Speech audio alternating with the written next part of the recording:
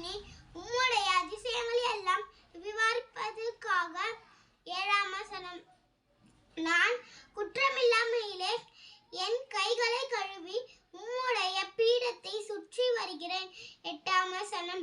கர்த்தாவே, உம்முடைய ஆலயமாகிய வாசஸ்தலத்தையும் உமது மகிமை தங்கிய ஸ்தானத்தையும் வாஞ்சிக்கிறேன். 9ஆம் வசனம். என் ஆத்துமாவை பாவிகளோடும் என் ஜீவனை இரத்த பிரியரோடும் கூட வாரிக்கொள்ளாதையும். 10ஆம் வசனம். அவர்கள் கைகளிலே தீவினை இருக்கிறது, அவர்கள் வலது கை பரிதானங்களால் நிறைந்திருக்கிறது. 11ஆம் வசனம். நானோ என் உத்தமத்திலே நடப்பேன், என்னை மீட்டுக்கொண்டு என் மேல் இரக்கமாயிரும். 12ஆம் வசனம்.